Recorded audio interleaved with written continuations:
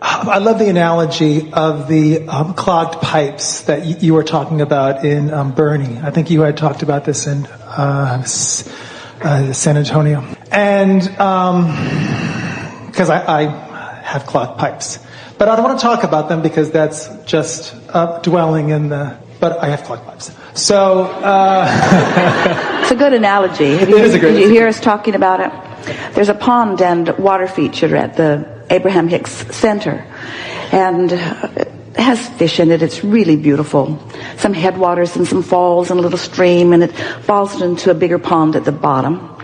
And the water is drawn from the bottom into a pump house where it is filtered and then put back. So the water stays clear and nice for the fish and for the stream. But the water was getting cloudier and cloudier, and it turned out it was because the pipes that were going back in were clogged. So the water was being drawn into the filter, and when the filter was attempting to put it back into the pond, those pipes were clogged with, there's a very hard soil in Texas, it's called caliche. It becomes almost like concrete, and so over time those pipes were clogged. And the remedy was to lay some new pipes. At first they laid them right on top of the ground just to make sure that the theory worked. But once the new pipes were laid, then the water was filtered and put back, and right away the pond cleared up. And the point that we were making with the analogy is that it was so much easier to just lay new pipes than to try to chisel out that hardened habitual thought, caliche, that had been put there over so much time. There's just an easier way of going about getting to where you want to be than going back and trying to figure out everything that went wrong. Esther spent quite a bit of time wanting to know, well, why are the pipes clogged? How does that happen? Well, what difference does it make? They're clogged. Well, what clogged them? Well, what difference does it make? They're clogged. Well, why can't we unclog them? Well, what difference does that make? You can't unclog them. Well, can't we poke something big and strong enough in there? Can't we jackhammer them out? Well, not with a lot of difficulty. The pipes had a lot of angles in them. There was just an easier way of going about it. But the pipe should not have clogged up. Well, that's sort of beside the point to the clear pond that you want, isn't it?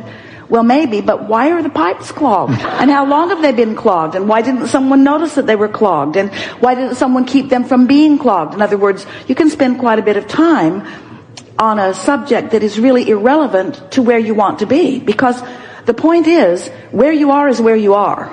And where you want to be is where you want to be.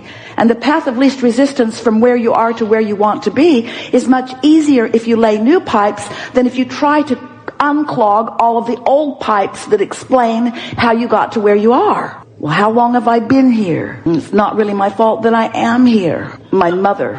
It's my mother. I blame my mother. I blame my mother for why I'm here, and my first wife, and second one. I blame all of my wives. You get the point. So actually, in a sense, laying new pipes are really laying new grids. It's really establishing a new grid, because all those other grids, all those other clogged pipes are all playing themselves out. All those grids are playing themselves out. All those pipes, even though they're clogged, just ignore them. You don't have to clean them out. You don't have to get the Drano. You don't have to get the brush and get in there and clean them out. So just ignore them. Because really well said.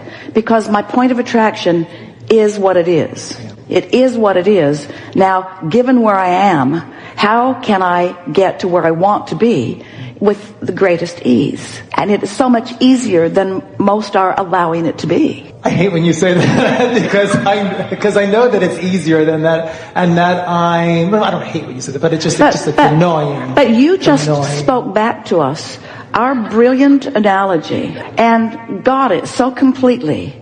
You said it as well as it's ever been said. So why wouldn't every subject be easily applicable to what you just said? Because you've got clogged pipes, but so what? Remember, you said it to us. So what? So what? So what difference does it make what I believe? If my beliefs are in the way of what I want, then don't I want to establish some different beliefs? Sure. Our friend has unworthy beliefs, and they're in the way of what she wants. Yeah. Isn't it prudent for her to establish some different beliefs? Absolutely. And isn't it, now this is the part that you got hung up on, Isn't it an easy thing to do? Shouldn't it be as easy as laying new pipes? Conceptually. Conceptually, absolutely. All right, now we choose you. Because you're becoming very difficult. No, we're just kidding. You've clogged our pipes. We cannot deal with it. I'm pretty powerful if I've clogged your pipes. Okay, so. We laid new pipes. Okay, I'll do the next. Why am I up here? I'm up here because I want to traffic in those high flying frequencies. I want to traffic in inspiration, love, you often do. Passion, but I don't feel like I do. Well, then do it more. I get stuck. Well, stop it. Okay. So stop saying it is really what we mean. Yeah. Stop focusing there. But I'm here and we're having a conversation. Yeah, you're here and your pipes are coaching. Yeah. Okay. Yeah. All right. Yeah. So, but our coaching's getting really boring. That's it. That's all we've got. I guess it's like, because I've been practicing and I've listened to all the CDs, blah, blah, blah, blah, blah, the whole thing. I'm a very smart rat. I'm a very kind of like, I get it. And, all right. Well, remember this. Let's say you have 3 subjects that are active in you often. Yeah. In fact, these 3 subjects pretty much dominate what you're thinking about. And 2 of them are problematic. You really want them, however. And one of them, you fly high every time you think about it. Everything about that is easy. What we're saying to you is if you could dominate your thought patterns with the one, the other 2 would come into alignment. Because the 2 are clogging pipes, the 1 is clearing pipes. Yeah, just focus on that. So it is that simple. But why is it not that simple? Because I've got momentum going. So I've got momentum going, so it doesn't feel like I'm thinking my thoughts, Abraham. It feels like my thoughts are thinking me. That's what momentum does. So you're inspired to those thoughts because the momentum is there.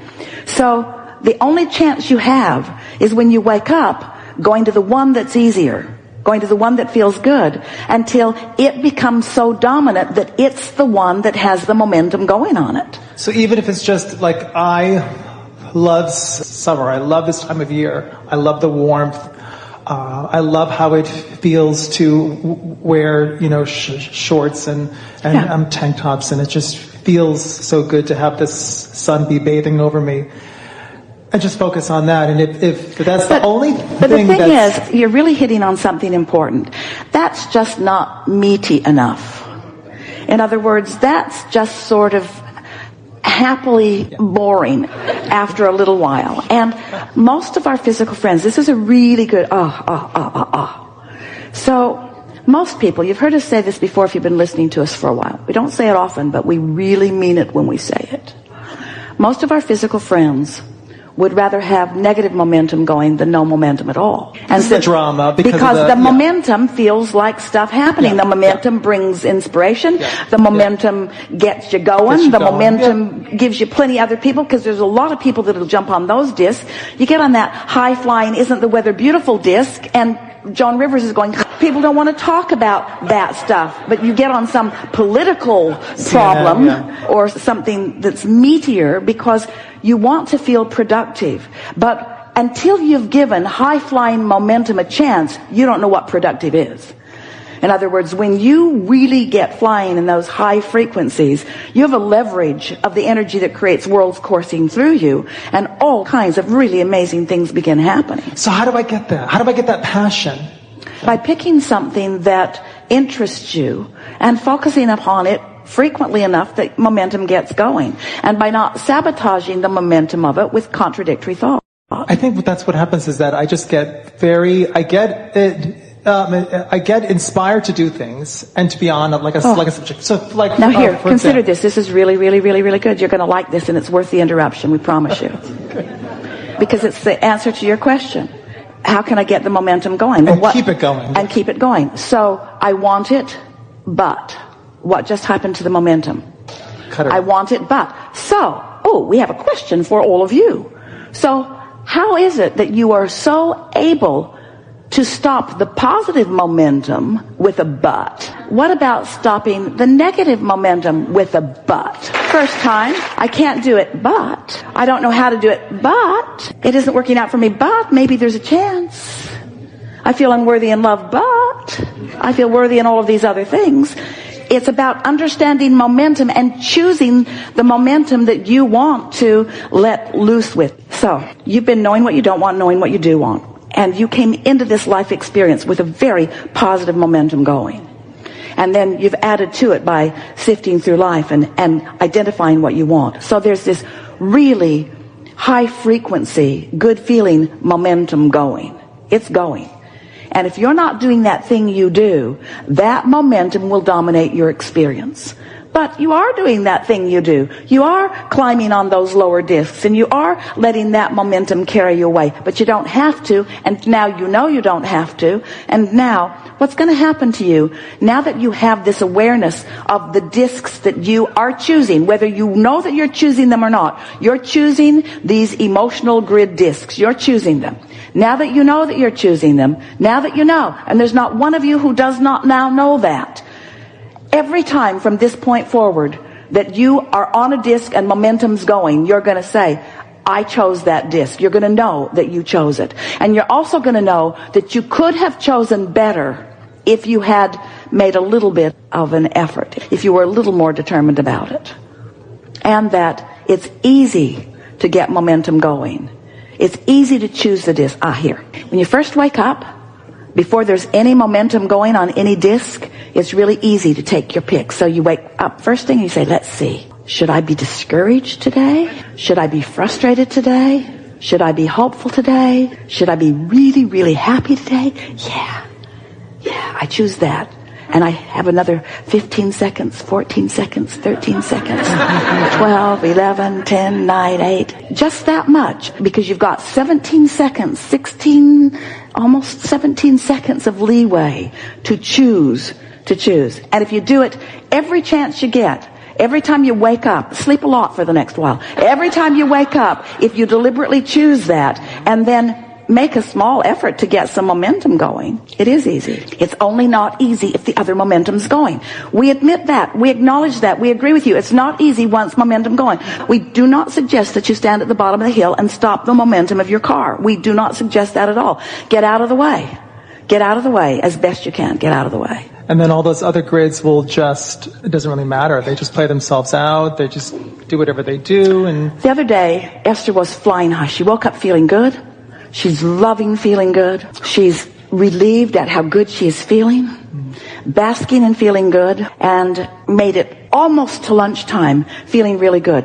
Editing recordings, working on things that she loves to work on, feeling really, really good, and then entered into a conversation with someone. And as the conversation began, Esther consciously said out loud in her own head, there's the potential of getting on a disc I don't want if I continue this conversation. And she thought to herself, I'm not going to go there. But the other person was determined to go there. So Esther applied every tactic of evasion and then was criticized for not engaging. And then Esther engaged. But she won't do it again. She engaged. She said, no.